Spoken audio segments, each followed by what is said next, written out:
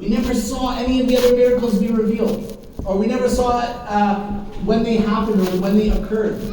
Even the revelation of the Qur'an, we weren't there for that. But the Qur'an still exists today, as it existed then. So we are witnesses to the greatest miracle ever given to any prophet, ever given to any human being. The greatest document to ever exist is the Qur'an.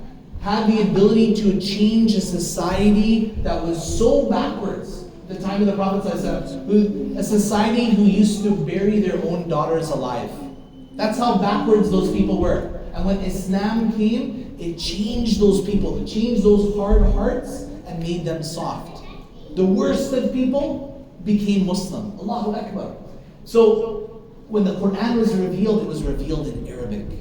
And the Arab at that time prided themselves on Arabic and poetry. And the Qur'an came and blew them away. They were so bewildered and so mesmerized.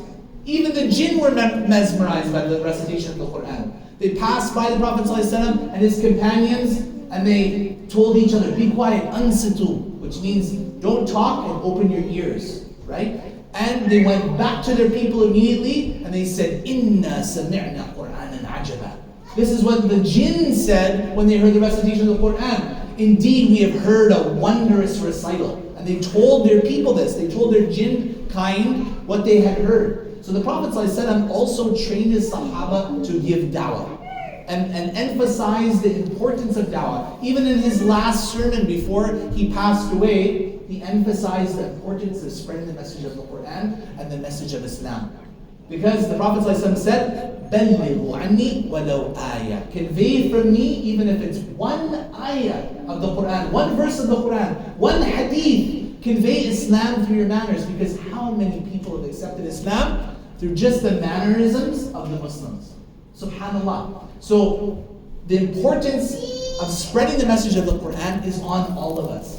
Bellighu is a general command in the plural form in the Arabic language. The Prophet ﷺ didn't say just the imams of the masjid, just the sheikhs of the city, or the mufti of Alberta is the only people giving da'wah. No, all of us here on some level have to give da'wah to Islam. And that can be either at your workplace, that can be maybe you have a non-Muslim friend, maybe you go to the gym and there's non-Muslims, maybe you go to school and there's non-Muslims there. But on some level, you have to help spread the message of Islam. Because you have the truth. You do believe that, right? That's why we're here. We're here today because we believe Islam is the truth. We believe that at some point we're going to enter paradise after all of this.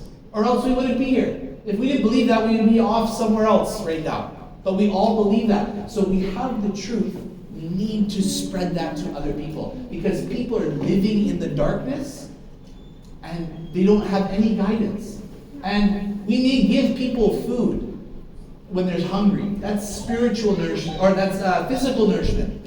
But the main thing they need is spiritual nourishment, because that determines somebody's akhirah. Jannah or Jahannam, right? This is their, this is the one of the two abodes that a human being will abide in. So we have to help guide people the best we can. الدال على الخير كفاعله. The Prophet ﷺ said, the one who initiates the good will get that reward of the doer without it retracting from them at all. So if you guide somebody to Islam, the Prophet ﷺ said it's better than the whole world and everything that it contains. If you guide somebody to Islam, every time they read the Qur'an, every time they pray their salah, every time they teach somebody something in Islam, you get that hasanat from that. And that person that accepts Islam is going to get married. Then they're going to have kids. You're guiding generations of Muslims by one person accepting Islam. So to keep this short, Allah subhanahu wa ta'ala says, وَمَنْ أَحْسَنُ قَوْلًا مِمَّنْ دَعَى إِلَى اللَّهِ وَعَمِلَ صَالِحًا وَقَالَ إِنَّنِي مِنَ الْمُسْلِمِينَ. Who is there better in speech? Meaning there's nobody better in speech, because this is the occupation of the messengers. If you're an engineer, you're a doctor, you're a lawyer, alhamdulillah rabbil alameen, amazing accomplishment, amazing for this world, right? For this world, it's amazing. But the occupation of calling people to Allah is the most noble occupation, because it's the occupation of the messengers. Who is there better in speech, Allah says? Nobody is better in speech than the one who calls to Allah, the one who works righteous good deeds, and says, indeed, I am from amongst the Muslims. I'm so proud to be a Muslim, I'm going to tell other people about it. Right? This is what Allah is saying in the Qur'an. Who is there better in speech? So, this leads me to say this, brothers. It's upon all of us to give da'wah on some level. I know we're all busy.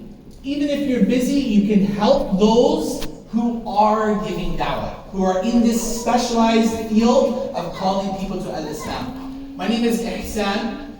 I came from Vancouver. I'm the BC Regional Manager of the Furqaan Project of Canada. Our sole mission is to spread the message of the Qur'an and the message of Islam to non-Muslims by gifting every non-Muslim in Canada a free translated copy, English translated copy of the Qur'an.